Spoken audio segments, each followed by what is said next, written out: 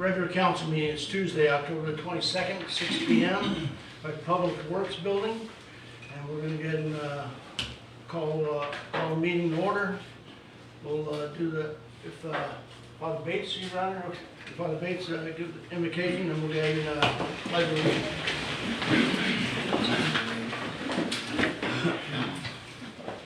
Let us pray.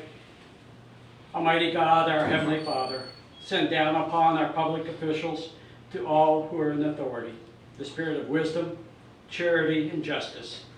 Fill them with love of truth and righteousness. Make them continually mindful of their calling to serve faithfully in their offices in order to promote the well-being of all people in Mexico Beach. And all this I pray in your most holy name. Amen. Amen. Allegiance to the flag of the United States of America and to the republic for which it stands, one nation, under God, indivisible, with liberty and justice for all.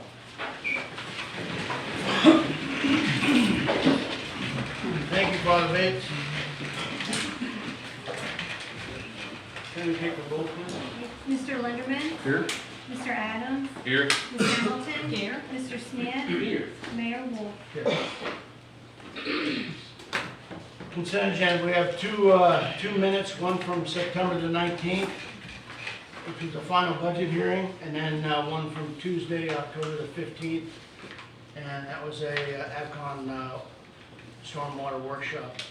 Any questions on either one of them? Or yay and nays? Yay? Yay. Good. Hold on, the baker area. Slow papers. Moving on to the regular agenda, the first thing on the agenda is Salt Creek Phase 2 final plat. Elizabeth Moore, you're here? Yes, sir. Just Been here for made it in, hours. right? Elizabeth Moore with Anchor Engineering. We have reviewed the Salt Creek Phase 2 plat. We met with the planning board and recommended approval for the plat. There were some changes that we recommended and the attorney recommended be made to the plat, having to do with showing parking at the park and some language on the cover. They have since submitted a new final plat and those changes have been addressed. We also have a bond for the balance of the improvements and the as-built. Then we've reviewed the as-built that are available and we recommend approval of the plat. Okay.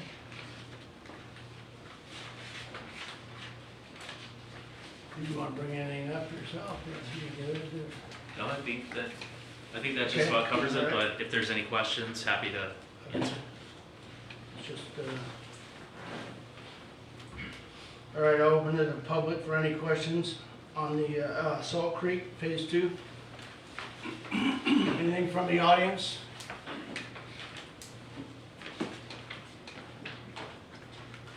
Rock Crease, MD. Chris, did you ever find out how many parking spots for the park that's in there?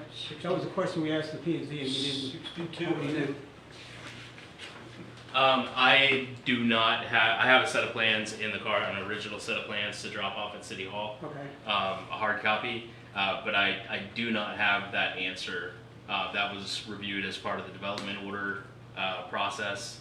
I don't have that answer with me right now. Okay, thanks, Chris. Anything else from the audience? You come to the table? In regards to the parking lot, is it still the plan that y'all were talking about? Because, you know, most of the citizens were not happy with that because of the interference with Canal Parkway. Is there any reasonable way that we could do that differently? The approved development order plan for the parking lot is still what's moving forward, with the understanding of, you know, potential things in the future, like we discussed, the 36-month whatever legal instrument use lease agreement, and then, you know, by the end of that, an alternate plan will be provided. But as of right now, it's still as approved by the development order for the temporary parking lot. Anybody else to the table? I had a question on you guys are gonna take care of the stormwater facility that's under the HOA. How about the lift stations? You haven't done anything with those yet, have you, or you guys have those in place? So the new lift station for this phase, we're waiting on power and everything to get it up and running. A portion of it is utilizing the existing lift station that was constructed during Salt Creek Phase 1, but those are dedicated to the city. Stormwater is privately maintained, but those are dedicated to the city. Yeah, well, my point is I wanna make sure that our people are involved in that to some degree, to sign off before we take them. Oh, absolutely. When we do a startup, they'll be there to witness the startup, review any of the as-bills or any of the information on the pump station startup, and any issues that come up at that time will be addressed prior to acceptance by the city. On the, one of these pages here, the Environmental Protection Plan, under the U.S. Army Corps of Engineers authorization, it says not included.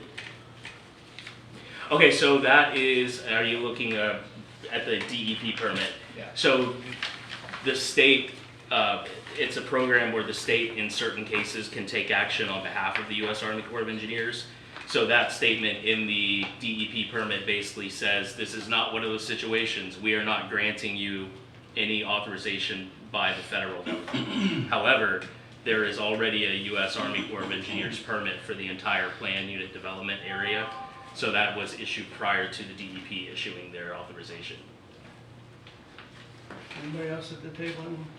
On the 92 houses, since they're zoned tourist residential, do y'all anticipate those probably being all short-term rentals? Well, I can't speak to that specifically. I don't believe that there's anything in their contracts that allow for short-term rentals. But again, that's beyond the scope of that's the St. Joe thing.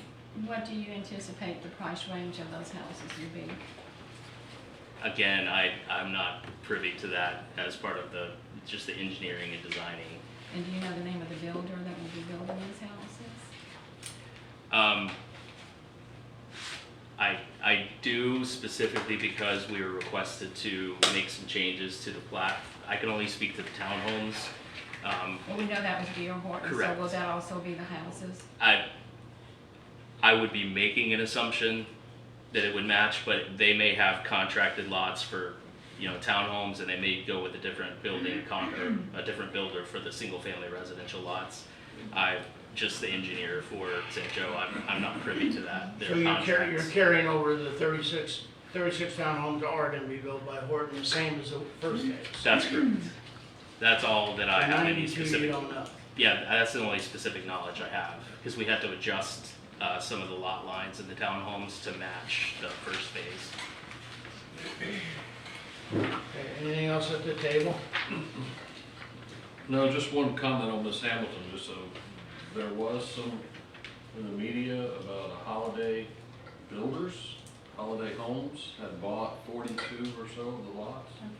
That's the only thing I can offer you on that. Yeah, and a lot of times with developments like this, there'll be certain home builders that take down a certain number of lots. Another home builder may take down a certain number of lots, so that's why I'm not really aware of any specifics in their contracts with home builders.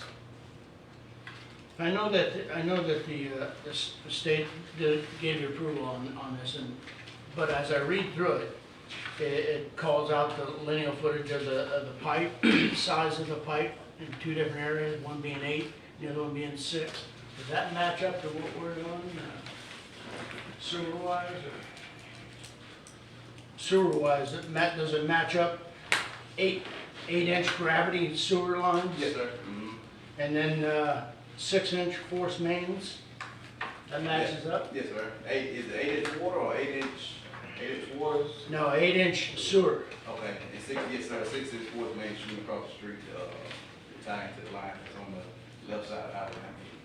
Okay. Somebody had. And that's a 1-inch line, is that here? That's 14? Well, no, sir, Big line. they border on the road at 98, tied to another 8-inch, gravity on, that's 8-inch gravity on the left side of Highway 98, coming from that new development. That's that. Okay, we running from the lift station. All right, any other questions? Okay.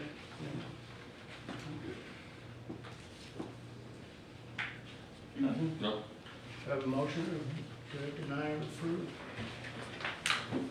Salt Creek Phase 2, final plat approval. Yeah, I'll make a motion that we approve the Mexico Beach Salt Creek final plat phase 2 approval. Do I have a second? I second. Can I call a roll, please? Mr. Linderman, Yes. Mr. Adams, Yes. Ms. Hamilton, No, Mr. Smith, Yes. Mayor Wolf. Yes. Mayor, I have the original bond that was delivered, so I'll provide that to the clerk. All right, moving on from Salt Creek, moving to the kayak. January, you gonna be doing this? I'm gonna be doing this. All right. Good job already. Okay, so, what I'm coming to you guys for is, for the kayak launch, we put out a bid for somebody to build the launch. Nobody bid on it, but we have been speaking with company AccuDock, and they know the schematics and all the plans. They've given us a quote, and I'm coming to you guys for approval to go ahead and use them, because when I looked at our purchasing policies, it allows for any bids less than 2 to get approval, and since we had no bids, but we do have this quote, it would be like the sole source. And I just wanted to come to you guys to get approval for that. We have a crunch time, the 31st, everything has to be done and turned in for the grant. So if we do it this way, it takes 4 to 6 weeks to build it, and I talked to the Brittany at AccuDock today, and she said it only takes like 1 day to deliver it. So we would have ample time for our guys in Public Works to put it together and get it in the water. Public Works put it together. There's Well- labor to do it? Yes, They are. yes, yes. We don't have that quote yet. For- It's all material. This is just AccuDoc's building. We're the labor as far as when it gets here, because they'll build it in parts. So it'll come to us in parts, and then we put it all together, because it's a ramp, so it'll come as like 2 or 3 separate parts for the ramp, and then the launch itself, I believe, comes in 2 or 3 different sections also. So they'll have to get that I together. got that, so I go through all these and it's $39,969. Yes, that is For for, labor in it. just not for our labor now. How about their labor? That's included in That's this. included in the 39? Yes, yes. And this was what was it, 80,000? Yeah, 40, Yes. 40. 50-50 split, but 40,000 each. Yes. So we're gonna get out of this with about 20,000, you said? Well, It doesn't work that way. no, so we've already spent 18,000 with Anchor getting like surveys done that are required to get the plans together, and so they've done some work, and then we still have to, if there's a permit, we have to pay for that still, and we will have to rent or get somebody to get the physical launch into the water once we get it all together. And then there's a sign that we have to put, which the sign isn't, but under $1,000.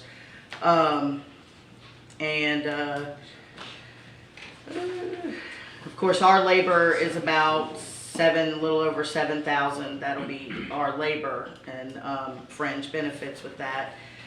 And then I have like extra supplies at 1,000, but a lot of it is just the contractual stuff. Okay.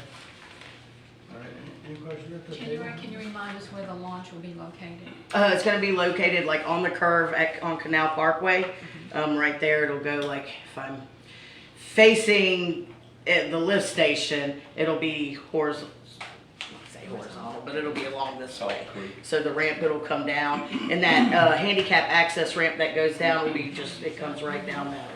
It'll be vertical to the road coming in. Yes, yes. It can be vertical both ways, but Yeah. so it's It's going to be placed in the corner by the lift station and then go towards the goal. Yes, yes. All right. So we just need to give a head shake, head nod on that? I We have okay? a quick question. Okay. Was the transportation and shipping included in that 39,000? Yes, it is included in that, yes.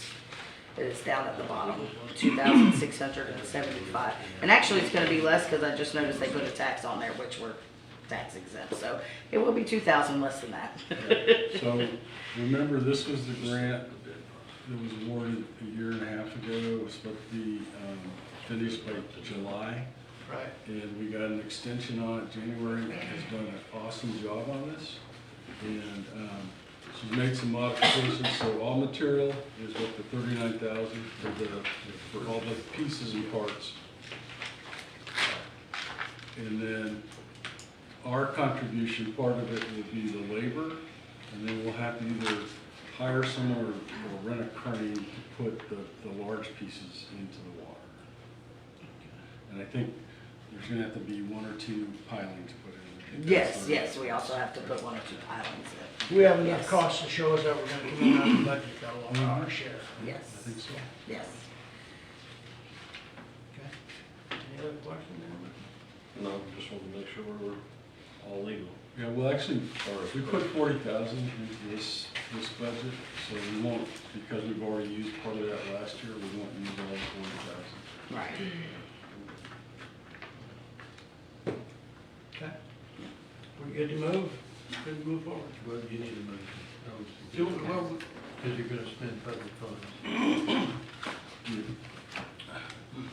we just approved, we're just approving Did we already approve that? we've already approved the money. Well, we're doing the You're procurement approving the policy. contract with AccuDot. All right, so. Okay. Purchase. Purchase.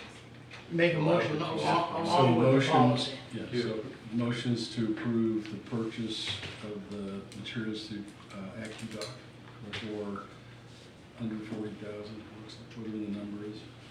For the amount on their quote here. Okay. So what was the amount? 39,969.87. All right, so. Just gonna turn it back. Do you, sorry to interrupt, do you need the exact dollar amount in this? It's on the back here. We have to back Take the out the tax out. tax. Yeah. We don't know what it costs to sit the crane, do we? We just I said- just got an estimate on it. He didn't give me a quote yet. But that's part of our, that's not in this, so I'll make a Yes. motion that we approve purchase of the kayak launch materials from AccuDoc for 40,000 or less. Yeah. I'll second it. Take a roll, please. Okay. Mr. Linderman? Yes? Mr. Adams? Yes. Ms. Hamilton? Yes. Mr. Smith? Yes. Mayor Wolf? Yes. Thank you, ma'am. Thank you. You're on a timeline now. Yeah. You got to go more than that.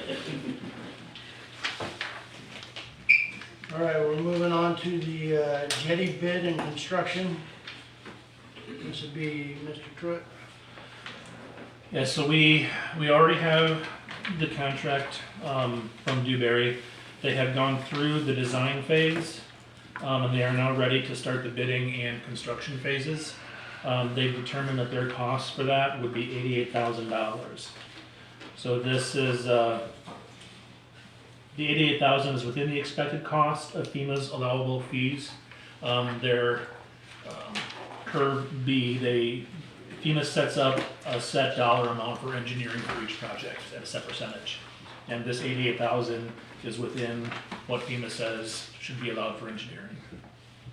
So it's gonna be broken down to 8,463 for bidding services, 59,677 for construction services, and then the shorebird and marine turtle surveying services are going to be 19,860.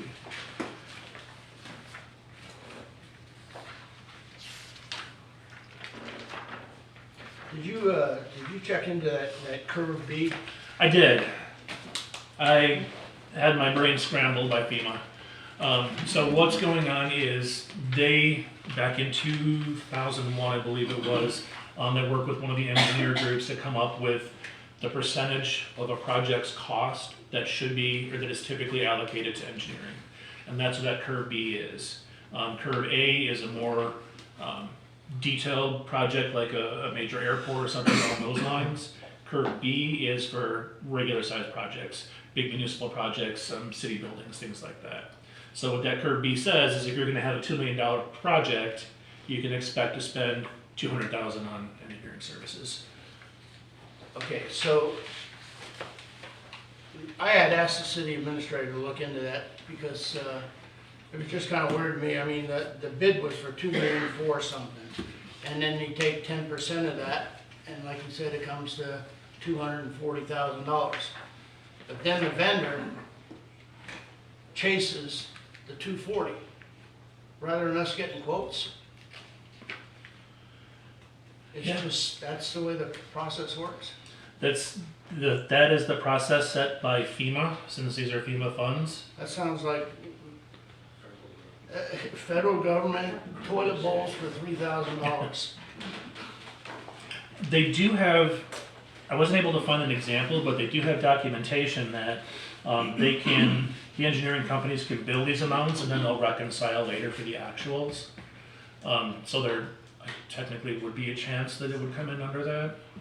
But I wasn't able It to just find. surprises me why we would be even approving it then. I mean, because they're gonna make that much money, basically. Yeah. All right. Did you like the Shorebird and Marine Turtle submarine service for $19,000? Yeah, yeah. Well, it all equates to the 88,000, yeah. Yeah. All right.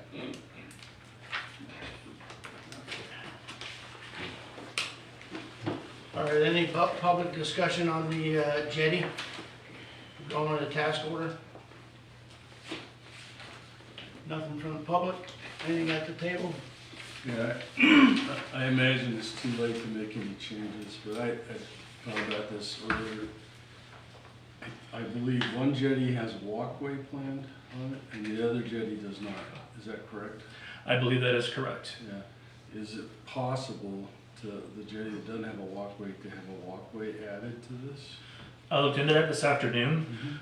We are already through the design process, so to move forward with the project, we're basically stuck with what we already have. Okay. We could go back and ask, I'm not sure the timeline, we could go back and ask for additional design services. That would most likely be costs out of our pocket. Yeah, okay. But all I was thinking was, too late, of course, was people are gonna probably wanna walk on the jetty, whether just for recreation, but fishermen, instead of climbing all those rocks and risking injury to fish off that jetty, it would not be better to have a walkway, but it's apparently too late. Well, it doesn't mean it isn't something we look at capital-wise, future. Yeah, that's the other piece. We can always, once the project is done, we can always go back and adjust. We might be able to find a grant for it or something. Yeah, January's left. but- Yeah, where is she? Yeah, when you need it. All right, is there a motion for the, move on to task order? Approve it or not?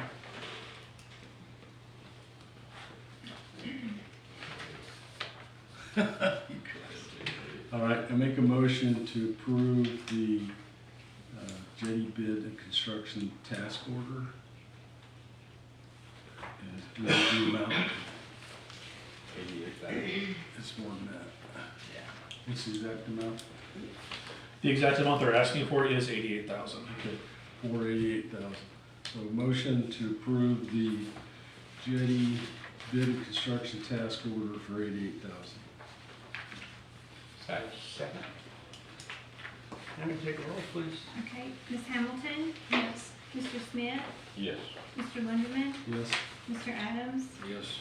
Mayor Wolf? Yes. Mr. Attorney, can I ask, is this for the administrator's signature, or does the mayor sign the approval of the task Over order? 25, so mayor. Okay.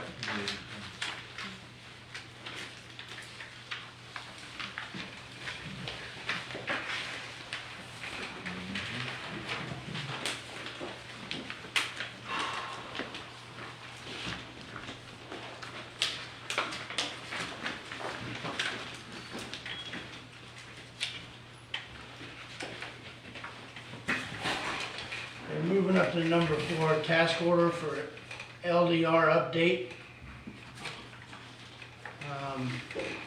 Chris, you're not gonna do that, we're gonna have Laura come up, if it's okay, and have Laura explain.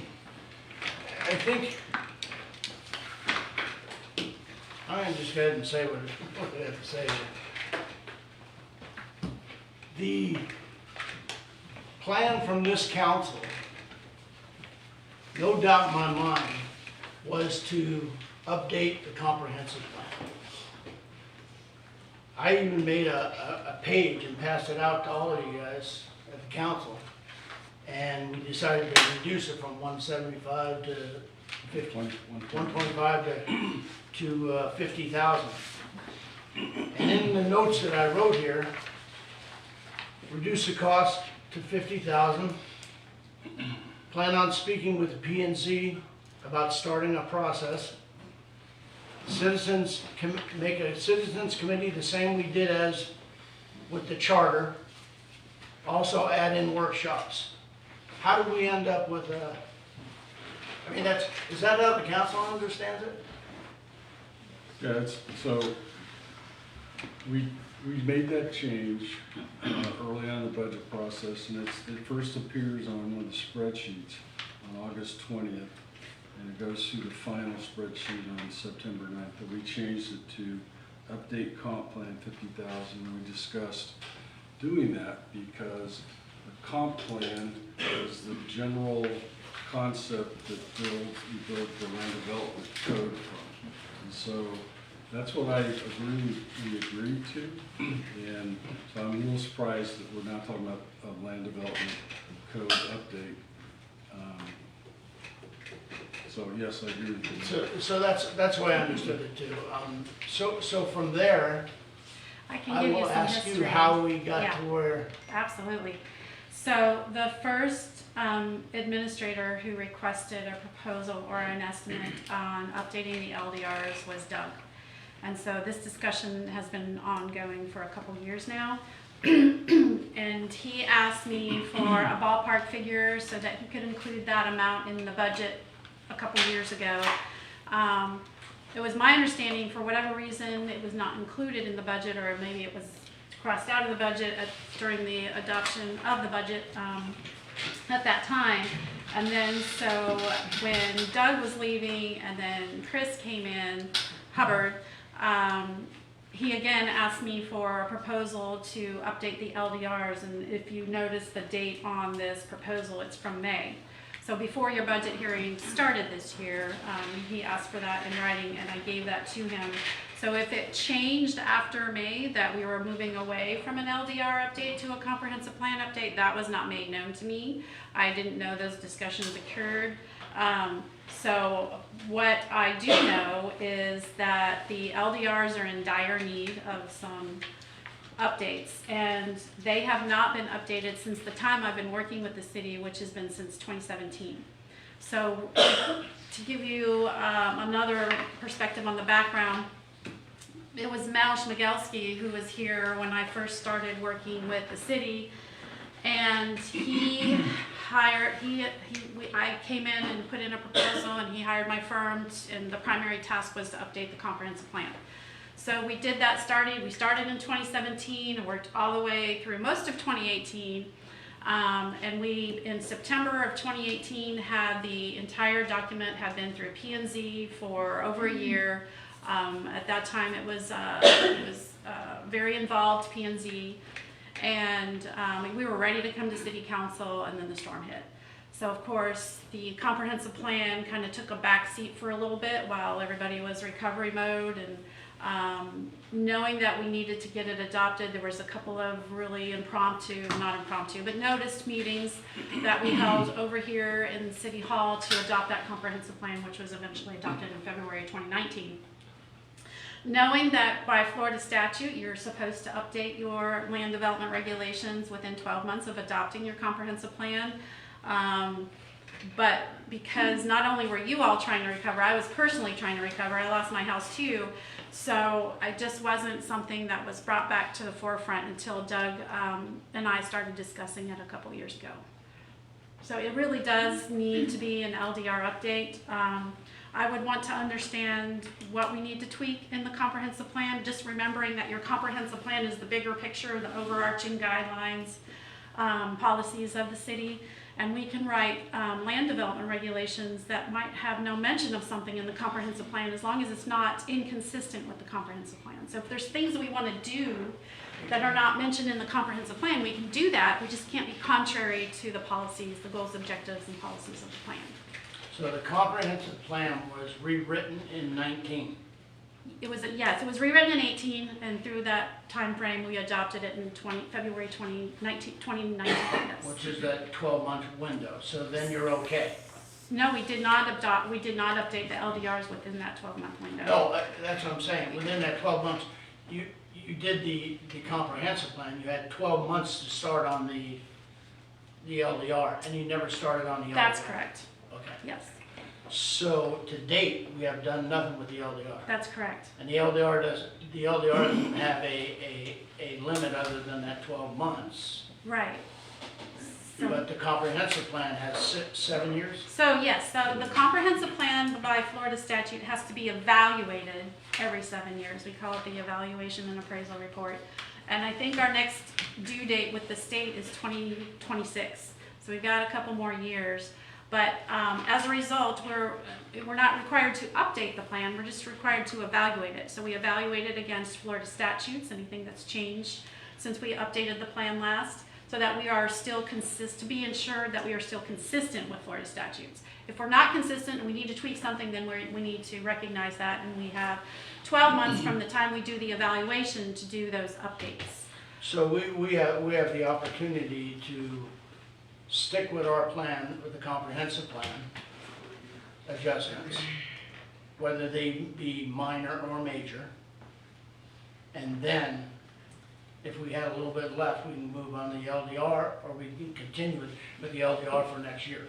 Yes, I would still want to have some sort of workshop with you all to understand what you feel needs to change in the comprehensive plan. 'Cause The way I'm understanding her, from her expert opinion, is the LDR's never been updated, so it's kind of more precedent. But we have till next year. No, we don't. No, we should have done it 12 months after the last We should comp have done it plan. by 2020. So, and then when we were talking budget, we started throwing in, well, the comp plan needs to be updated. Well, now we're here and it needs to be evaluated, so we're really not, in my opinion, on the hook to update the comp. Not yet. Not yet. Right. Till 26, but Right. we are, from what I'm hearing, and I think that we need to We've get on the delayed. we need to get the LDR. We delayed the update to the Yes. LDRs, yes. So we need to get that going, and then get that update in there, and then go back and revisit this comp plan for an evaluation for 2026. But there have been changes too, Yes. since 2019. Can we just adopt the LDR as it is and then do the comp plan? It's already adopted. The LDRs are already adopted, but there's things that we don't talk about that we should in our LDRs. There's things that are maybe located in one section and another, and they need to, in my opinion, because I'm an extremely organized person, have them an all in one section so that when somebody's referring to it, they can look at that one section that regulation pertains to. And sometimes it's just not clear as to the intent of the regulation. So it does need some cleaning up.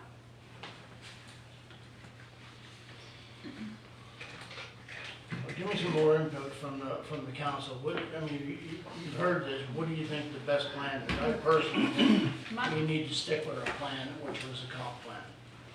My thoughts would be, we just hired a new city administrator who really hasn't had time yet to understand and just really, go over the LDR and the comp plan, so therefore he doesn't know anything about the issues, I would assume as well. Even if we delayed till early 2025, if you're planning workshops, this is almost November, we're getting into the holiday season, I think attendance would be poor, and interest would also be poor. So I just think because we have a brand new city administrator that it would be wise to delay it a little bit more so that he can get a better understanding of the LDR and the comp plan and the issues. And I think people are confused about the issues. What are the issues? You know, that's confusing. We want you as a planner to make recommendations, but we as a city council and planning and zoning want to make the decisions and make the votes on those decisions. Yeah, absolutely, that's how the process works. May I ask, what are the ramifications of not having the LDRs updated? I mean, are we losing out on any funding or anything? No, not at the LDR stage, but the state does take interest in your comprehensive plan and keeping that on schedule. Okay.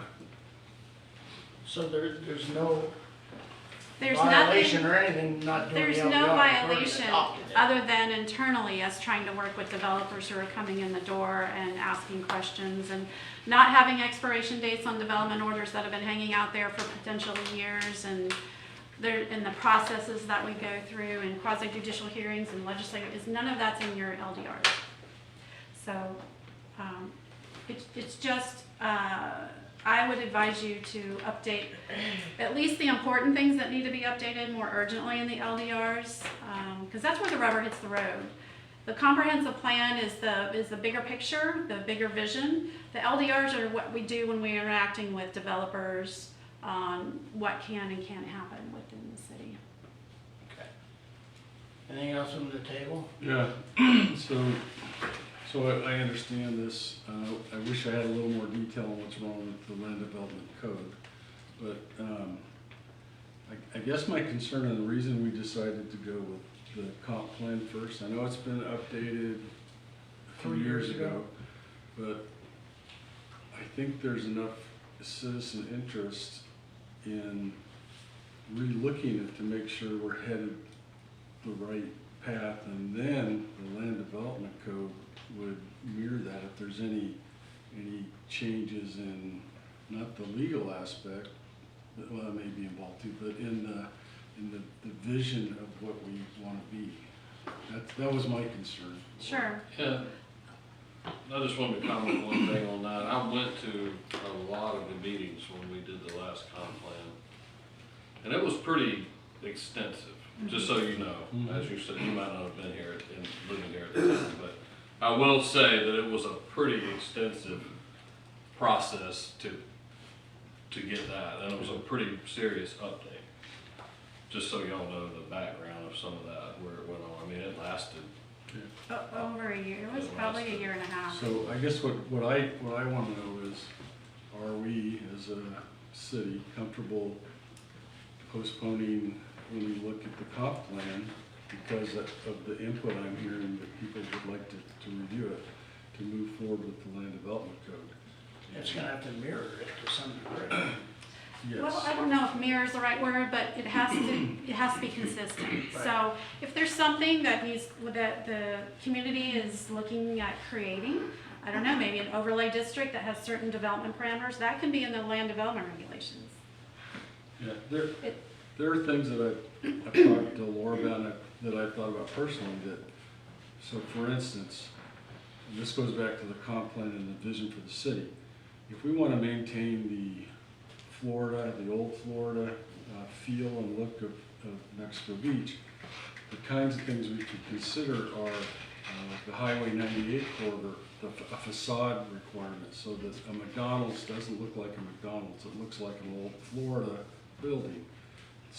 The Beach Planet building would have been required to look like an older building under that concept. And that's where I think the comp plan would come in that vision. But given what Alora's saying, it sounds like maybe we can wait on the comp plan and move forward with the huge things. 50,000 is probably not going to get us much on the land development code. Well, yeah, the proposal was for much more than that, but so I was going to have to revisit the schedule and the proposal to figure out what I could do the next fiscal year and then defer to the final. But the beach, the aesthetics that you're talking about, that's usually an LDR topic. Yeah, okay. So what I was going to recommend is ask Alora to go back and look at what could she do for that money and what are the priority areas you'd recommend, and that we could look at that as a council and go, Ooh, those are some big things, maybe, well, maybe we wait, one or the other, but to put that together for the next council, if you have, if that's not too Is soon, that in November? or the following one, but anyway, to take a look at that and give us a recommendation of what you think has to be addressed immediately, so we could look at those issues. So basically, we're cleaning up the LDR. Well, That's what we're saying. and adding some things that you're currently not addressing, like, how long a development order is good for. Right now, there's no Right now, expiration. it's forever. Yeah. Usually they're 6 months is the timeframe, sometimes 12, and then there's usually language that allows for extensions, up to a couple of extensions for a 3-month period with written consensus. Your processes, your quasi-judicial and your legislative processes are missing from the LDRs. Just to make sure, you know, we've talked about the setbacks with accessory uses. Now we're having some problems with setbacks in the townhome district when it's a single family home, because we don't address what that really means when it's a single family home and not a townhome. So, and I've got some notes, in my book, my LDR book that I've been taking as we go through time, that we need to fix this and we need to fix that, so. For me, when you said some of the more pressing LDR issues, that's what I would like to.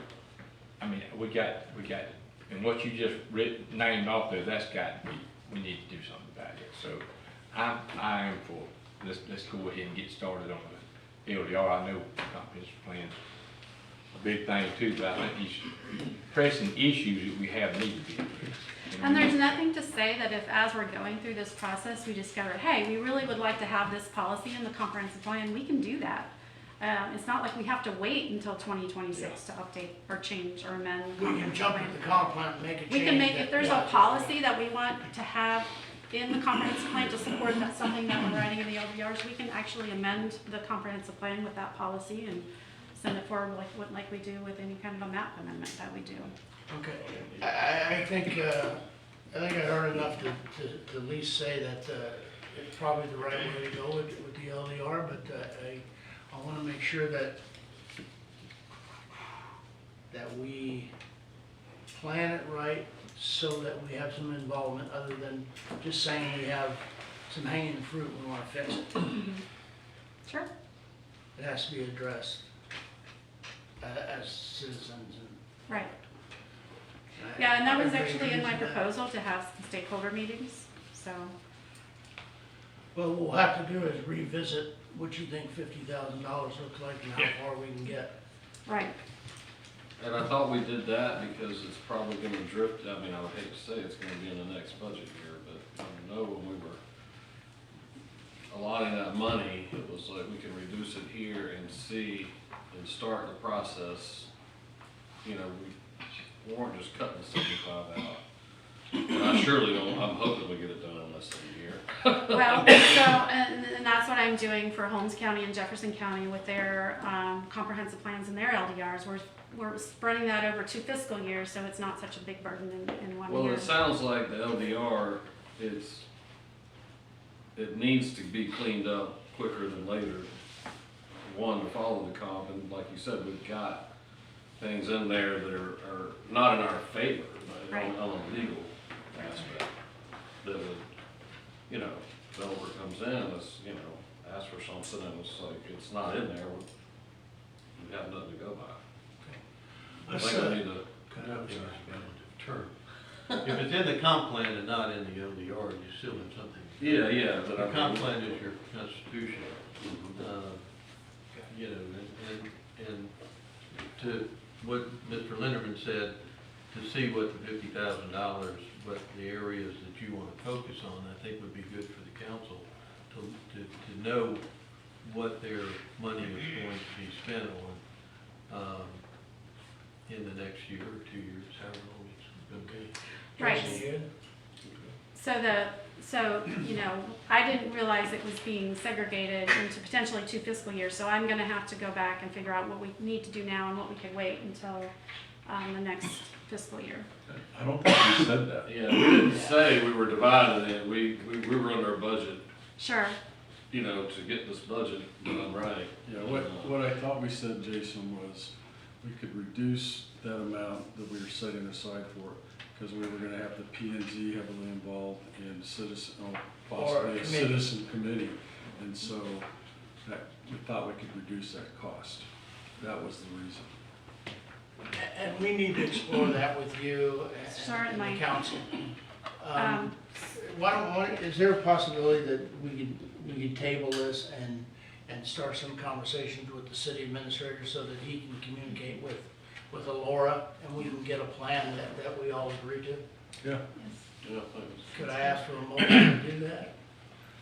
make a motion that we table the task order for the land development code and for,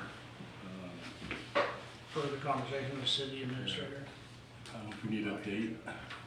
No, just when it's ready to come back and the city administrator can. So, motion to table the task order for the land development code until the city administrator is ready to bring it back to the council. A second. A second. Tammy, take a roll, please. Okay, Mr. Linderman, Yes? Mr. Adams, Yes. Ms. Hamilton. Yes. Mr. Smith, Yes. Mayor Wolf. Yes.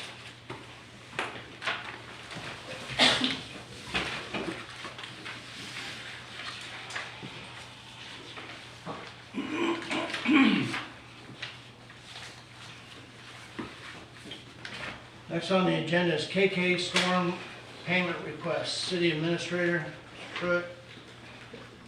Yes, Mr. Mayor, this has been going on, it's my understanding, for several years now. All the parties agree, meaning Mexico Beach, the debris monitor, and KK Storm agree that at least $313,440.11 is owed. FEMA needs to close out this project soon, so the recommendation is let's go ahead and pay what we all agree is owed, and that way we can get the reimbursement from FEMA. The remaining amount is a disputed amount, the $299,453.70. This resulted in essentially what can be considered an upcharge.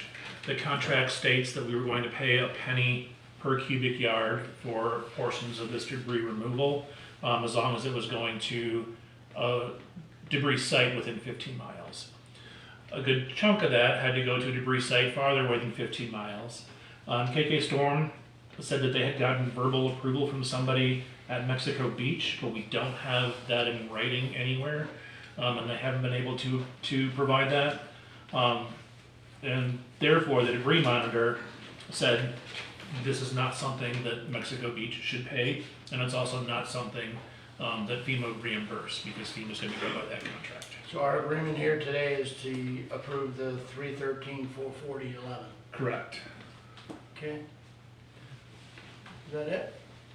Carol, you That is it? Okay. Is there any question from the public on that? Yes. Yes.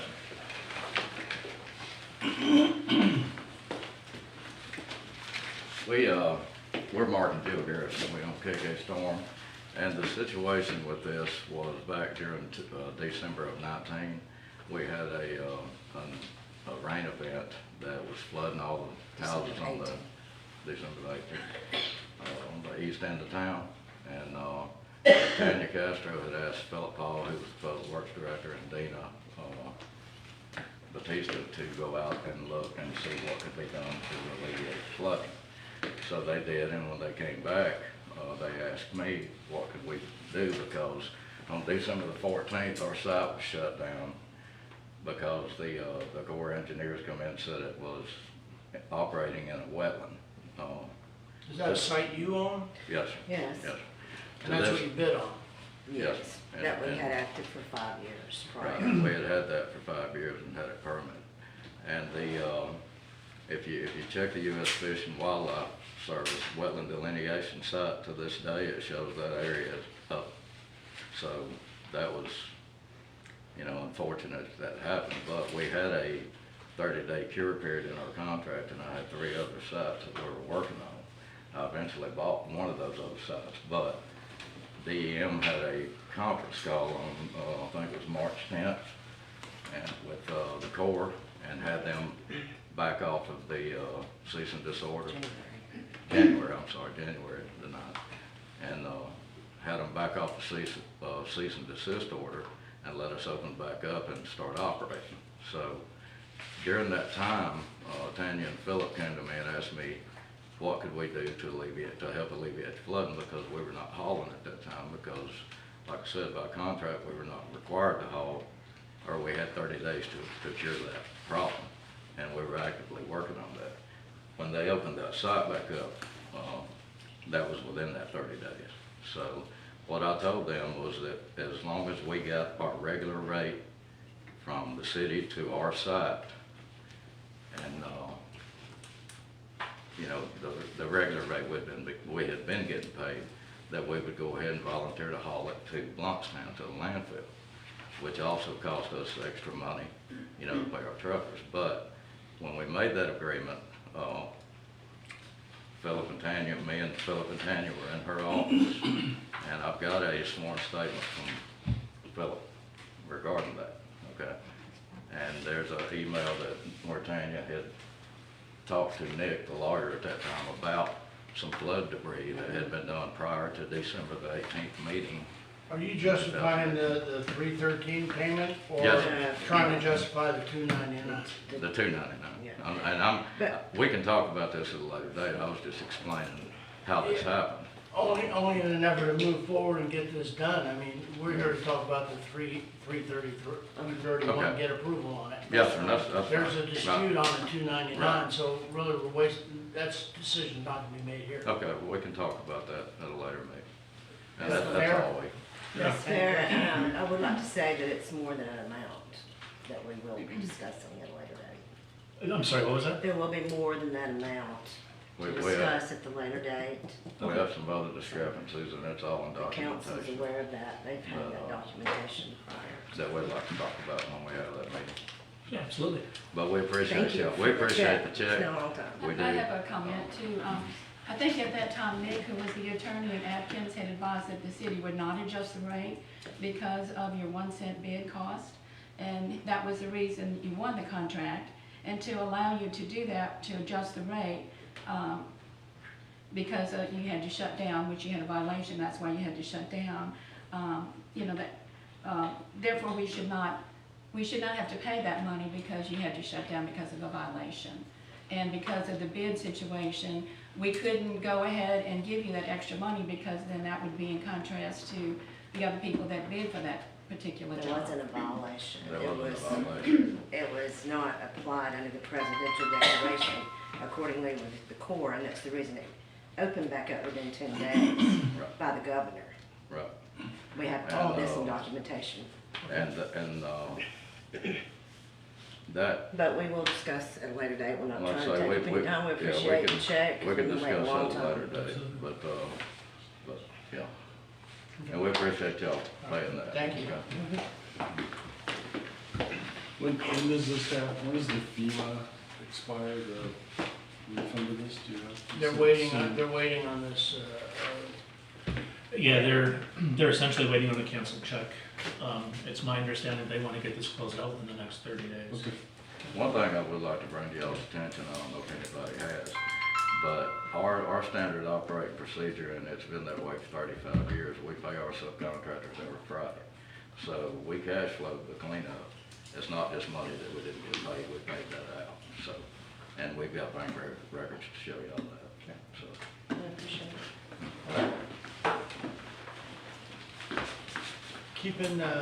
keeping on the 313 request for payment, I know there is, Tim, you're right, there is a time limit on getting this back from the city after it's cashed.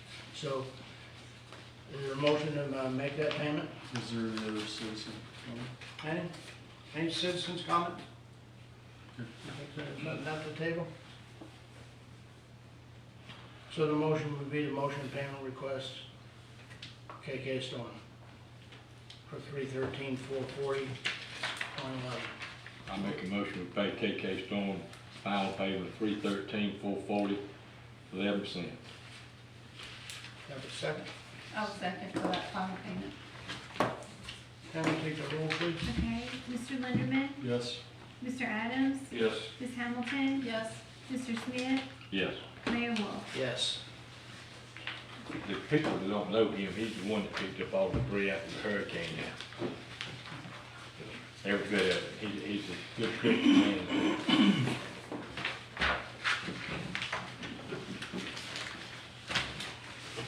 Okay, moving on. Peddler ordinance. Mr. Pruitt. Yes, sir. The council had asked for an update to the peddler ordinance. The attorney was kind enough to do a ton of editing on it. So what I wanted to do is bring it before the commission. I had the discussion to bring it to the city council as a discussion item before we actually go to first read, because there are so many edits. So I do have, it was included in the agenda, but I also have hard copies and all. Mr. Mayor, for some reason, you didn't have it. Is that the later? Yeah, this is the latest. Okay. Yeah. So there are just a few edits to what's in the agenda package that I provided to you.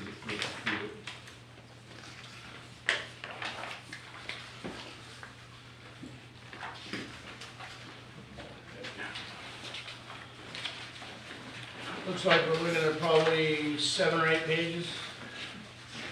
I think we went too overboard with it. All right,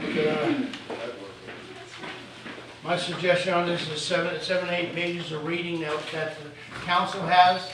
I would suggest we go ahead and read it, get with the city administrator, see what things need to change, or if we want to go with a smaller ordinance, get notes to the city administrator, and we'll bring this up for first reading the next time we get together. Absolutely. Can I ask, do you have anything you want to point out? Well, my understanding was you all wanted to crack down on some of the perceived violations that were not specifically addressed in the old ordinance. And so when I set out to work on this, I added some clear definitions of aggressive manner and peddler, and then I made a much more stringent requirement for a license and background investigation. I left the fee as it was. I looked at the exceptions and believed that there were some additional exceptions that needed to be added. And then with respect to peddling locations, I beefed that up and added the hours of operation of peddling, and then I made it clear what the violations were. So it may be a little longer than what maybe you all would have liked, but I did that in an effort to try to cover the waterfront. And you can always take things out if you don't like it. I'd rather have too much in there and let you take them out than not think of something and then you all don't think of it either. So what you have is an initial draft, and you and the city administrator can go through and decide what, if anything, you want to pull out. Do you have any access to like Panama City's ordinance on What I did, I looked at Panama City's, and basically this is a cumulative Panama City Beach. I looked at the counties, and I believe Cali. Yeah, the only thing we don't have here, we don't have peddling issues right now. We had one person come and want to sell ice cream on the beach, so. Well, this really didn't address that. That was addressed because the property is owned by the city, and section, I have it recognized in here as an exception, but section 114.05 in your code says if the city owns the beach, then you can't have peddling on it. So that's what prohibited that particular individual. I thought you all were having a bigger problem than apparently it sounds like you are. So Yeah, I thought we were peddling and then now soliciting, because Well, soliciting, I think that the current definitions by most of the cities include soliciting in the term of peddling. Because this here says, the peddler, I mean, it's clearly says in the commercial districts is where it's allowed, but this all came about because it's in the residential. What I want, Mr. Truett, Mr. Sloan, is, in my neighborhood where they walk and talk and beat on your doors and try to sell you something. I don't want that to happen. Now, all this whereases and you-twos and definitions, I'm telling both of you, y'all, that's what I want. Without having to write you, I don't want nobody beating on my door trying to sell me something. Mr. Sloan, this is the one right here from Callaway, and it's very, very short and sweet. And I know you, to me, you overdid it, but I reckon sometimes this do that way. But that's what I'd like to have. All right, get yours to the city administrator when you're ready, and then we'll all do ours, and we'll be ready to roll. Okay. Excuse me, Mr. Mayor, if I may, I also had a conversation with the sheriff's office today. They stopped in to talk about the ordinance itself, and they also had some concerns about, it appears that soliciting in residential areas is allowed by this. And I just wanted to double check with you to make sure that. Yeah, there are two discrete land use categories that peddling is allowed in. Let me pull that up here. And so did I understand correctly, peddling and soliciting are essentially? Correct. The word soliciting is now included in the definition of peddling. Okay. That's correct. It's 111.057. Allowable locations. Right. So those are. The two specific categories, general commercial and tourist commercial, are the two that it would be allowed in, that it's currently allowed in. And It's so, currently allowed now, but why I brought this up, was to try to stop it. That's what I want to do, stop so it. you would prefer tourist commercial not to be included in that, I assume? That makes good. And only have it in general commercial? Now, he's talking about residential, all the residential there. He don't want people coming to people's doors. Well, But it says specifically they can only, those are the only two land use categories that's allowed. yeah, that's what You're I gonna understand. have I understand a hard that. time for a solicitor to know what the future land use map says. I'm sorry. You're gonna have a hard time for a solicitor to know what the future land use map says when they're going door to door. They're not gonna know. But that's what's in there right now, anyway. So that would be, so I wasn't changing that, but anyway, if you can give input to, the city administrator, then I can All right. doctor it up however you all want. That's it, Mr. Sloan. Don't make any changes until you get it from the city administrator. Yes, We're sir. good to go, and 5 of us will get that information. Okay. Moving on to one of our special subjects here, and Mr. Tim Linderman. Let's talk about stormwater.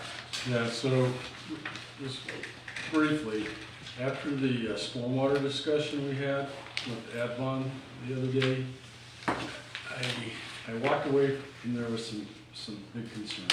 First one being the overall problem being the scope of this study and the grant. It doesn't cover a large portion of the city that I think has flooding issues. And what really concerned me was, I know that by design, it was probably only able to address big issues, not individual issues. And so I just want the council to think about this. I know we've agreed, I think, in principle, in coordination with Advon, to identify the low-hanging fruit, some of the things that we know of that we can include in this study and perhaps out of city funds pay for. And I don't know what that amount is that we're looking at, and I just want you to think about that. But really my big concern is we have people today who are having damage to their homes from flooding, and it's not necessarily, it's hard to tell if it's a city issue, is it a individual lot owner's issue, because there are cases, and I'll use this gentleman here, where I believe the issue is occurring in his lot primarily, and some of his neighbors, We can't fix the individual lot to cure the problem. This problem is gonna require probably a drainage pipe down 4th Street and some individual drains.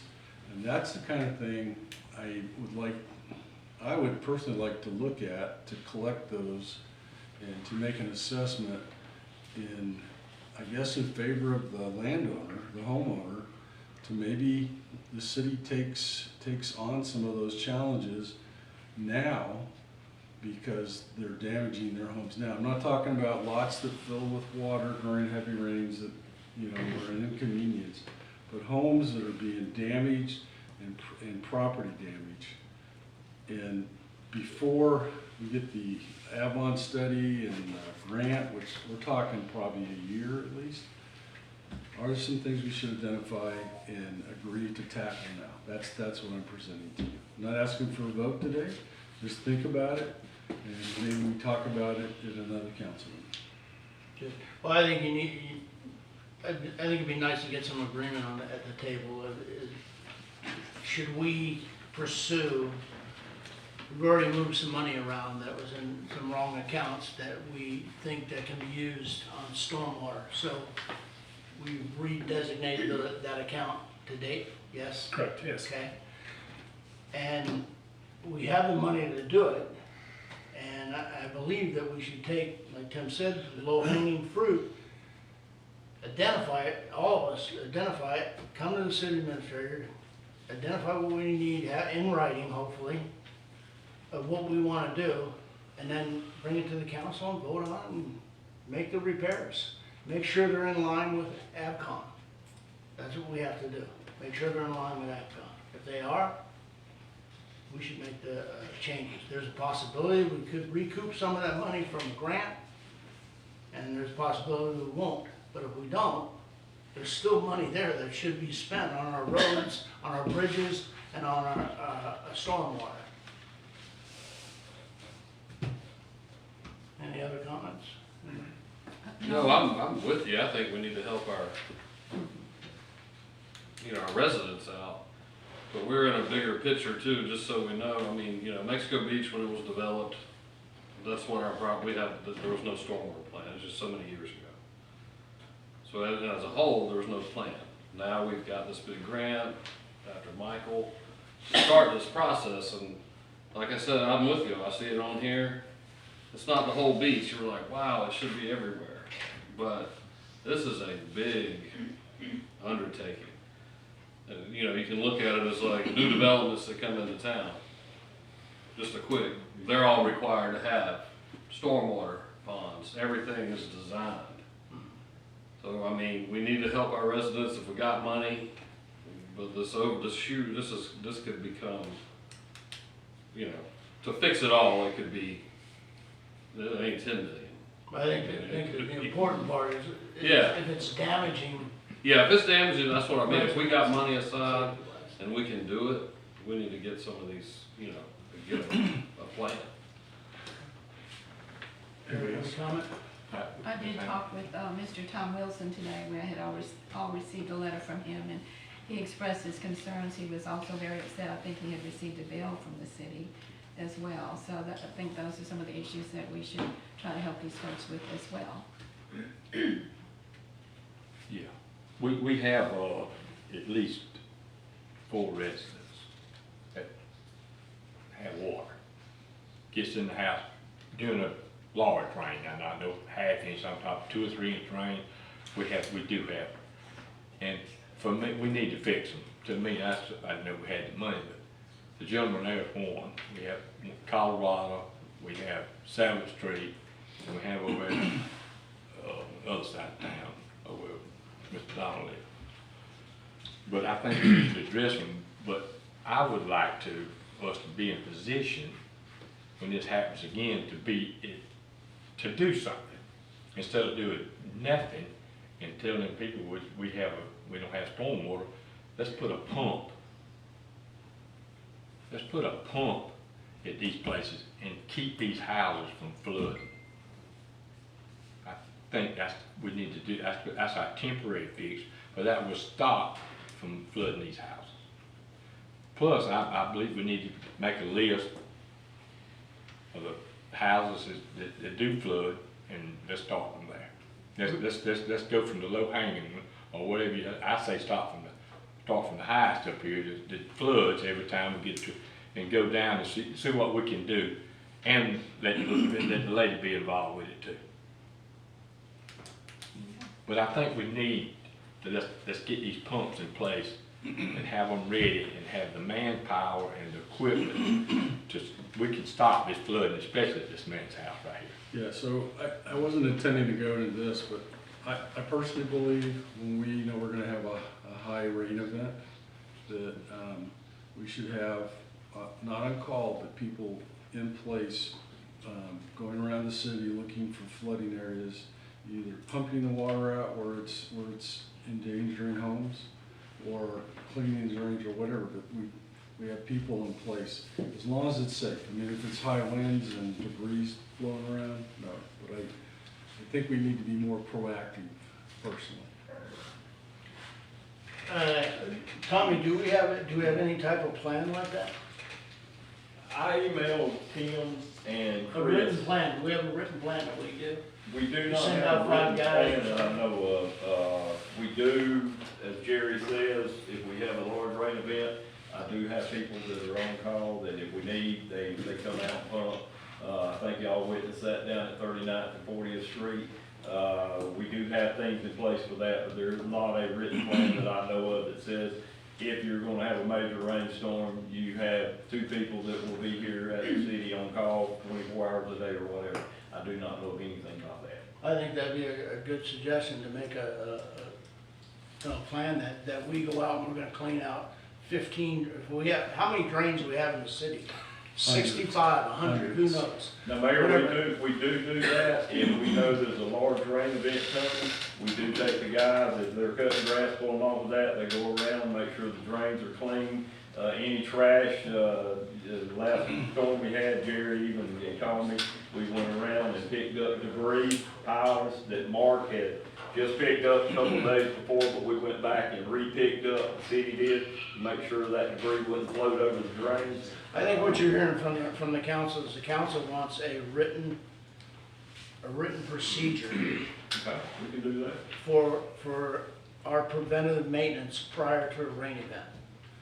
Well, so that's all great, but I'm talking about during that big rain event, if you drive around this city, you will see where the water is pooling up. And that's when I think somebody should then go grab a pump and start pumping it, not be on call. Because I don't know if a resident knows who to call in most cases. So why don't we be proactive during the storm and have people out checking those drains, clearing up? Because they do get clogged, debris goes into them, so you can do whatever you want the day prior. But the next day when it rains hard, you're gonna have debris in those drains, and I think we need to be driving around cleaning it out. You don't need Jerry with his shovel out there by himself cleaning these out, and I thank him for doing that. And the pump you referred to last time, he showed up with a 10-foot hose and there was no place to pump the water. Unacceptable. Tim, Unacceptable. pumped it from 39th to 40th. That's what we did. We have a 100-foot hose now, we bought a 100-foot Yeah, hose. I know We should have had the hose. We have bought more hose and pumps since then, but let me bring one thing up. The rain event you're talking about, we had about 5 or 6 inches of rain in an hour and a half. When that happens, all the ditches, including the big ditch at 5th Street, fills completely up. There's nowhere to pump the water. You can pump all day long, but the ditches are full. The water backs up in all the ditches. It backs up 36, Florida Avenue has a 36-inch pipe. The water was coming out of the grates on 36, on Florida Avenue out of 36 inch. There's nowhere for that water to go. Give me some suggestions of where you want to pump it to, and we'll be more than happy to do that. But like those rain events, there is absolutely, the city is overwhelmed. All the ditches are backed up all the way out going to Oak Street, emptying into the canal. The Gulf comes up, it stops the water from flowing out through 8th Street and Canal Parkway, and it backs completely up. I have no idea. That's what I'm hoping with some of this stormwater stuff they're doing, they can give us some suggestions to how to get it out. Once the rain quits, within about 3 hours, the ditches all run out, the yards go down, and we were able to get the water out of there. But now, the only thing with 39th and 40th Street was some more hose, we could have pumped it over the sand dune out to the beach. I will agree with that, we corrected that since that time. But from, other than the other day, that's the first time probably I've been here 20 years, maybe twice we went down there and pumped those roads down. That was a tremendous amount of rain in a short period of time to cause that water to back up like what you guys see. I believe we do need to make a list, like the gentleman right here, what would we do when we get, Tommy talking about a flood like we had, that's, and I understand these pipes, when the pipes fill up, it backs water up everywhere. That's just something we're gonna have to live with, or get a bigger pipe, which that's a lot of money. But my suggestion to us is, let's be proactive, and when it does come a 2 or 3 inch rain in 10 hours, when that man's yard, do we have a plan to help that man? Or has he got to put another floor in his house? I have suggestions, but I think we've got to break in our new city manager. I'll see if he likes to wait more. All right, where it's a house, we're gonna identify those areas. Yes. And we know there's damage, we're gonna identify those areas quickly within the next couple of weeks. We should have AvCon go out and visit those areas, and I've talked to her about that already. So we need her to, we're asking her to buy in on the change we wanna make, the low hanging fruit. We want them to buy into it, because we don't wanna do something that's better we do. So, we can act on that quick. Make sure that we have that list to the city administrator, the names, because those are the houses she's gonna visit. And we'll go from there. All right, thank you. Thank you. Anybody else? Sorry, does citizens have any comment on any of that? Sir? You got something to go? No, y'all pretty much covered it. I need help. I get it every time it rains. It's not just when it rains hard, I get it every time. All right, thank you. So what do you see, why do you think that happens every time? What could the city do to prevent that There's for a new you? home on the other side of me that's 18 inches higher than it was before. Left me in the hole. And then the alley got repaved and the other streets not paved correctly to start with. And I think the 98 used to be kind of flat where you were at. It wasn't crowned, was it? Yes, it's always been ground. That's a state spec. It always runs towards your house? It's always been crowned. I've always gotten water off 98, but before, it would cross the alley. After the hurricane, the alley was repaved, that stopped it. So, and then the homes went up higher all around me, and that really stopped it. Mayor, I turned in a list to the city administrator, and Mr. Monty's house was #1 on my list. Okay, all right, good deal. All right, let's move on. We're going to move on to, thank you for stormwater there, Tim, appreciate it. Financial reports. Everybody take a look at them. I just had a couple questions. Did you get one? Yes, I didn't get one. Where'd you? Why didn't I get a financial? The lines. Say again? I have an extra one. Okay. Interest income. We got an answer for that? We got an answer for that. The first part of that is the feds were raising interest rates free for a while during the fiscal, so it was more than we expected. And the second part of that is because of that, we had actually renegotiated a couple CDs, and that's what gave us the additional interest income. Well, it's obviously in the right direction, $200,000, but it's also 200% off. So. Correct. Correct. We couldn't. When we're doing interest income, we should be able to project that. Under normal circumstances, yes. The way the feds jacked interest rates so quickly, that was not anything that finance could have anticipated. So that's why that was laid off. You think this had more to do with regular funds rather than CDs? It's both, the regular funds and the CDs. The CDs that we were able to renegotiate because the interest rates They were up. wouldn't fluctuate. The CD wouldn't fluctuate other than past a year or so. Can I, for historical, Didn't we renegotiate, or when we re-upped the CDs at the higher rate than what they were at before? They were like at 10%. Yeah. Hardly any. This is $200,000 off. We ought to be able to project that pretty dang close. Hopefully we can do that in the future. absolutely.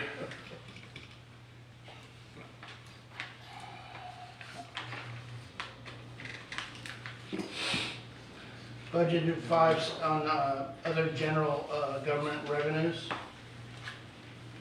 576.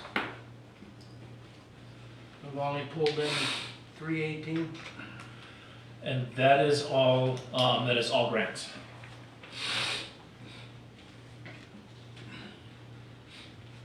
So we anticipated, excuse me, we anticipated the 576 for 15 grants. And we are in the process, we're still in the process of receiving some of those funds. Okay.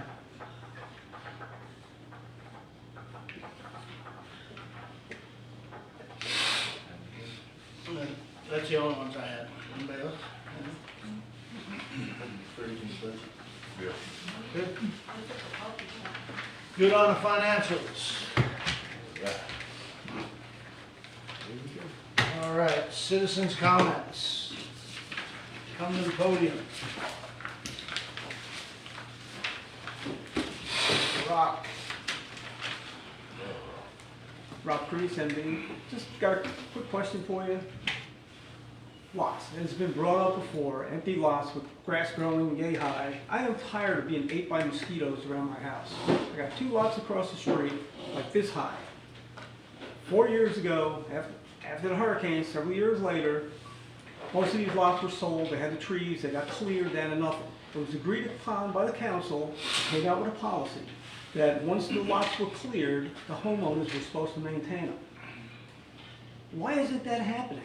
The ones that didn't get cleared, that still have the trees, they were allowed to stay like they are. The ones that got cleared down to nothing, they were supposed to be mowed like everything else. It's in there, it's in the LDC, it's everywhere, it's in your codes. Why isn't that happening? It's ridiculous. I mean, I get the city mosquito guys out here from Bay County, and they come out and they go, can't go on the property because it's private property, can't go back there. The city needs to make these people clean it up and mow it.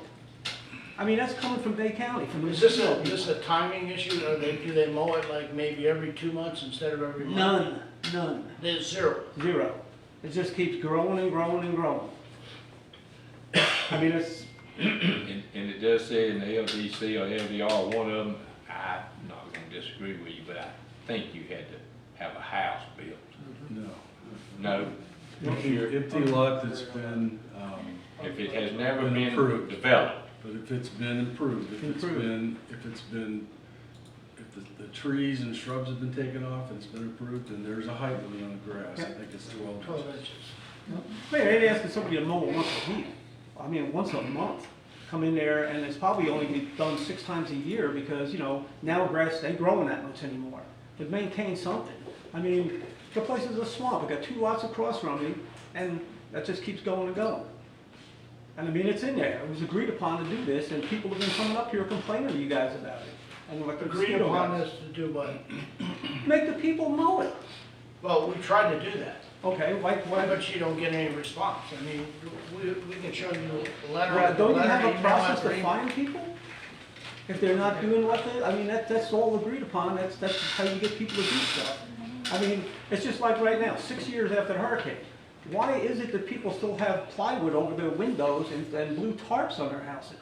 It's 6 years after the hurricane.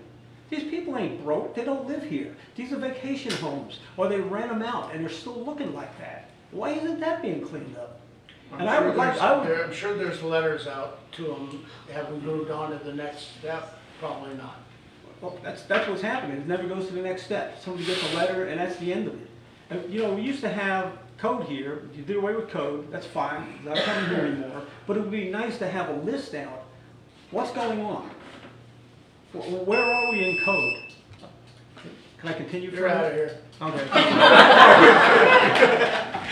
You know what I'm saying? Have a list out so you can say, hey, you're finding these people, you're writing them letters or something, and find out what's going on. You know, Rock, and I'd say this to everybody, I agree with you. I mean, we should be able to have the ability to tell people to get stuff done in a certain amount of time, and they should do it. If they don't, we should fine them, whatever we gotta do. But we haven't done that. I can tell you that we've been in disarray with city administrators. I mean, I'm up to here with it, to tell you the truth. I'm so happy to have Chris here and maybe get some stability and some longevity. It's been tough over the last year, okay? Oh, believe me, I know, I've been coming to all the meetings since the hurricane. Well, We've maybe been through I'm more feeling administrative, bad it's for crazy. myself for whining, but I'm telling you, things are gonna get straightened out, but there's been so many changes that have gone on that we really haven't addressed a lot of things to the extent that we should have. And we need to do that. I agree with you. Be patient. I personally think it's not a city administrator problem, but it's a code enforcement problem. You know, we need to make sure people that work for us are doing their job and that they're following up on things. And when we make complaints like that, that's evidence it's not happening. And that's the city administrator's job to enforce that it happens. If it doesn't, if he has an employee not doing something, that's his job. So I gotta address that, Ms. Hamilton. So, I've talked to Kathy Lands about this, and in many cases, she does do it, she gives it to the city administrator, and that's kind of where it's stalled for the next process, I believe. I'm not saying in all cases, but it's not as simple as just code enforcement, it's the steps beyond it also. That's my opinion, I guess. I got one comment on that too, Ms. Hamilton. Wrong. There's a person that works for the sheriff's department, his name is Ty. I don't know what his last name is. That's who we need to talk to. He does it for Port St. Joe. Does what? I'm just telling you, he had 17 of these that went before, whatever they go to when they write the letter. Magistrate. He does it, and I think that's where we need to look at how he does it. Absolutely agree. And he's talked to me, but I've been gone for a little while, but I'm back now. But I think that's, whatever he does, he's getting something done with it. I don't know, you can ask Martin what his last name is. I don't know if his first name is Ty. What's his name? It's Deputy Van Heerden. Now, like I said, Ty. Nice guy, met him several times as well. But you can talk to him, you say he drives the SUV. Rock, also regarding code enforcement, it's my understanding we've only had one person ever in the history of the city who is certified code enforcement, and we do have $2,500 in the budget, I think, and I would like to see our code enforcement person go to some further education so that maybe we could get, you know, a better job done, because obviously things are lacking here in regards to what we can do with code enforcement. Have you even looked into a time limit on these houses being repaired? I mean, most of them are just, they're either rentals or they're vacation homes. And the people don't live here, so it's not in their face, they don't care. There's no reason to have boards over windows 6 years later. I mean, that's ridiculous. Yeah. And then, of course, there's the house on Georgia that I've been very concerned about. Oh, I know which one that is. Yeah, and so that was declared a safe house, backed up to a park. It's rotten wood, doors can easily be opened, the windows are not secured, but some of our staff members decided it was a safe environment. It's just annoying to me being on the P&Z board, knowing that these regulations exist, and you're supposed to be, when you sit here, you're supposed to be enforcing everything, and it's like, half the stuff doesn't get enforced. Yeah, well, thank you for your time, I Get the appreciate it. enforcer to agree that it gets to standstill. We've been talking to the attorney about, you know, taking the next steps. And that was when Chris was here, was that not? Yes, sir. Essentially, I was told to stand down and wait for Chris to make a decision. Okay. And, So here we go. Here we go. It just, things stop. It's like a turning wheel and all of a sudden it just stops. And I think we need some longevity, we need some time to get somebody really dialed into how the hell we want our city to run and what we want it to look like. I don't like it looking Hopefully like this is that. long-term now, and things will change.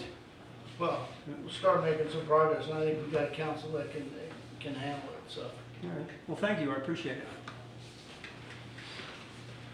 I'm gonna be free. If I can, before somebody else comes up, so Van Heerden, he does code enforcement, or through the sheriff's office he does something? Just talk to Ty, I'm telling you that. Okay. Just Ty, Okay. not that last. Okay. All right, Steve Cox, Mexico Beach. Miss Julie's worked with me on a little problem in Mr. Mayor in our neighborhood. Okay. And the fellow that owns the house that this, I'll call it a junk lot between the two of us, he actually lives in Bainbridge, Georgia. And he's really frustrated because snakes and mosquitoes are horrid and all this, but his suggestion was what they do up there is Public Works, and maybe it requires an ordinance for the city to pass to say all lots have to be maintained. Because their city bush hogs them and then bills them.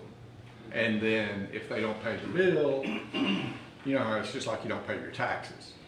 Auction on the courthouse steps, so and so. But that's a suggestion. Only other question I have is, am I the only one that's noticed Bay County has not been around spraying mosquitoes as much this year? I mean, it's been horrid. So if we could do something about that.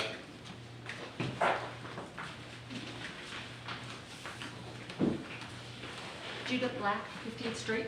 I would like to thank Chief Walker for his program this month to help seniors and residents get smoke alarms and smoke alarm batteries in their homes. They're very efficient in their work doing that, and I know that's on top of all the other things they are expected to do. So I think Chief Walker has been a blessing to this city.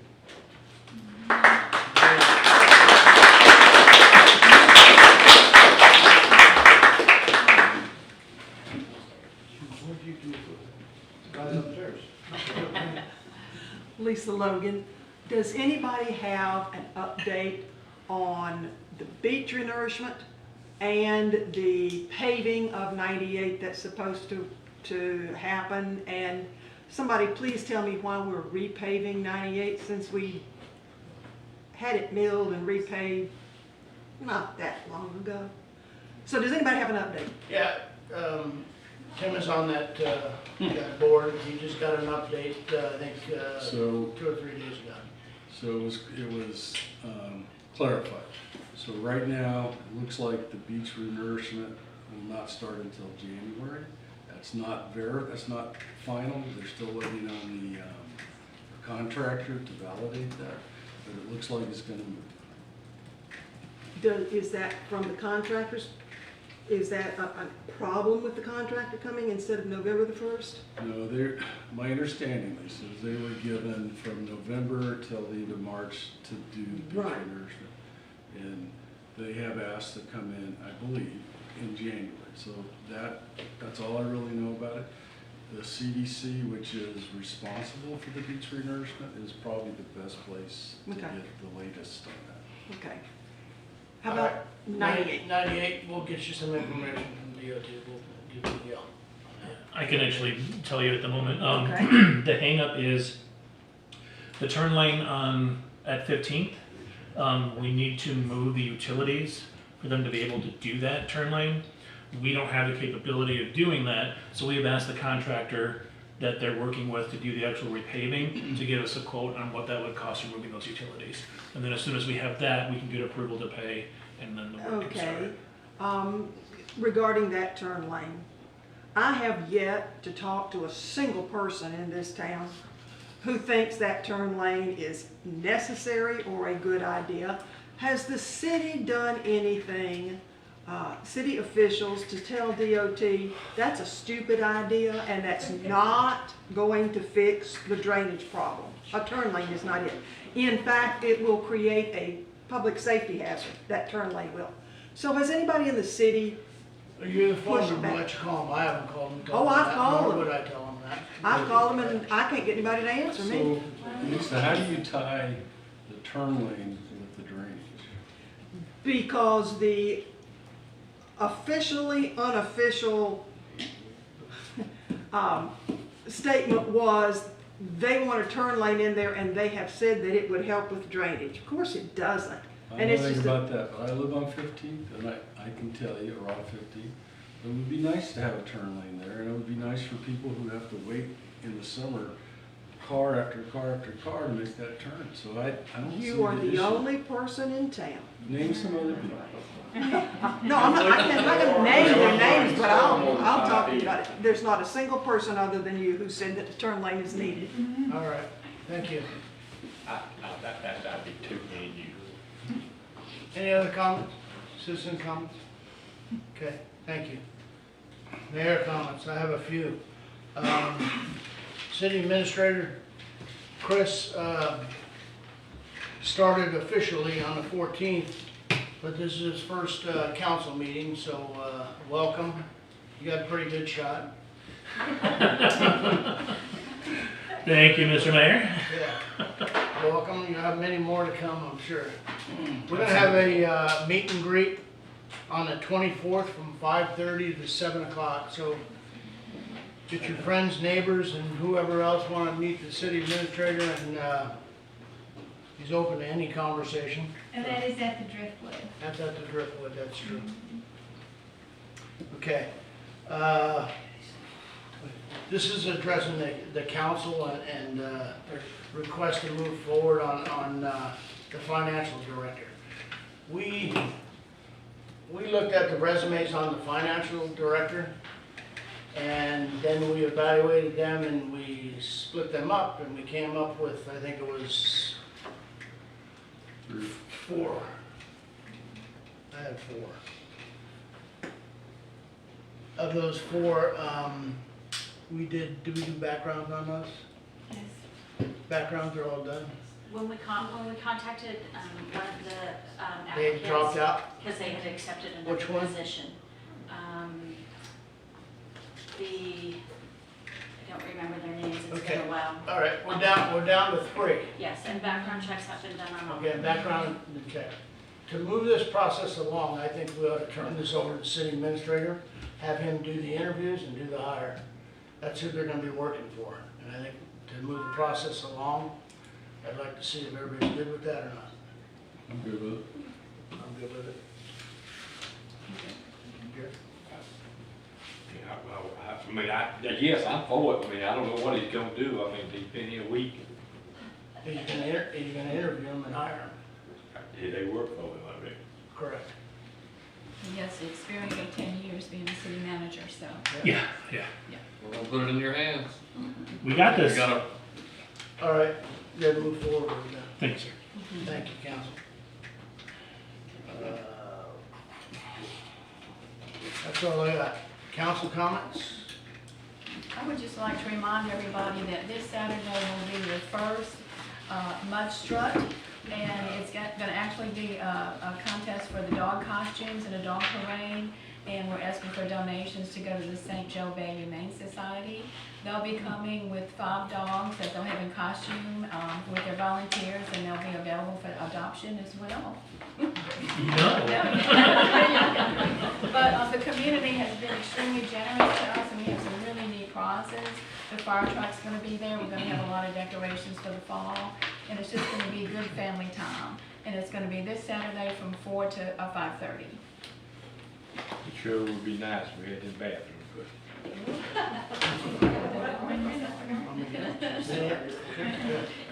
So, I've asked the city administrator to bring back the project status update briefing at the council meetings.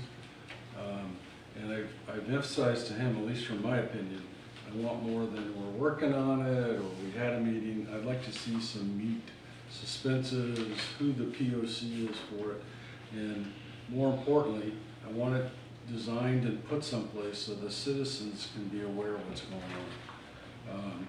The second thing is, like most people, I'm frustrated with how long some of these FEMA projects are taking, and I hear things, I don't know what the truth is.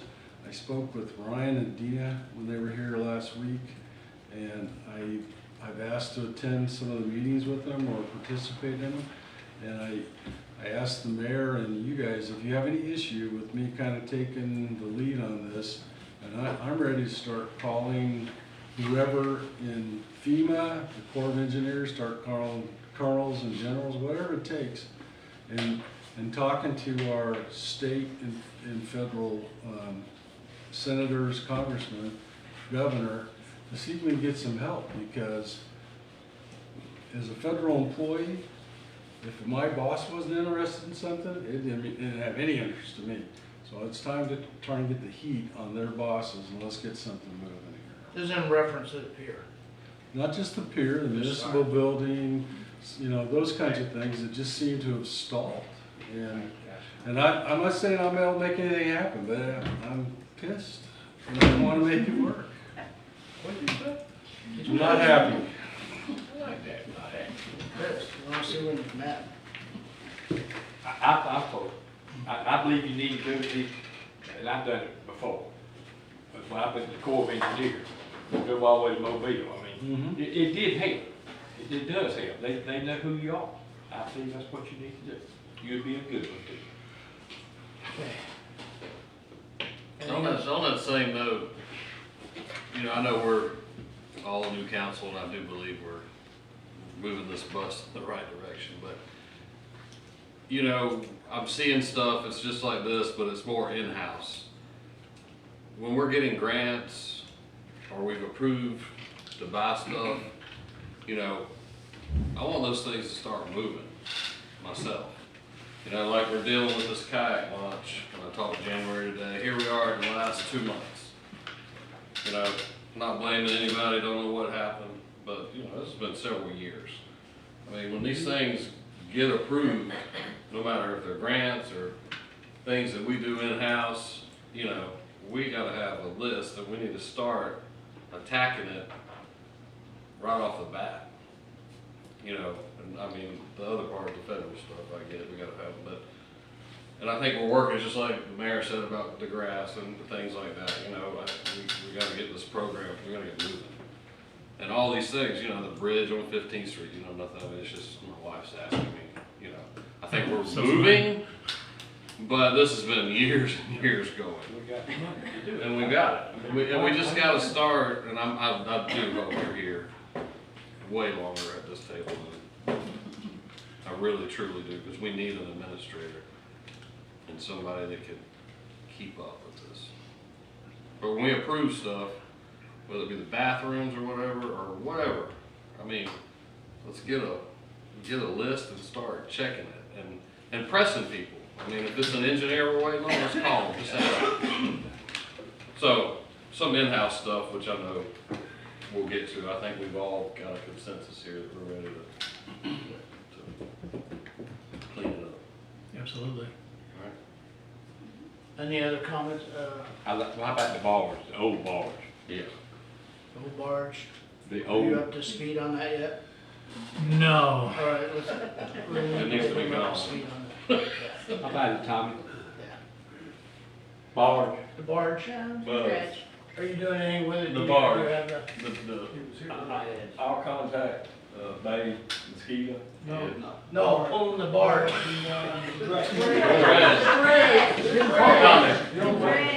Oh, the dredge, Mark should have talked about that while ago. He called me today and said he was finishing up the job. Hold on, guys, hold on.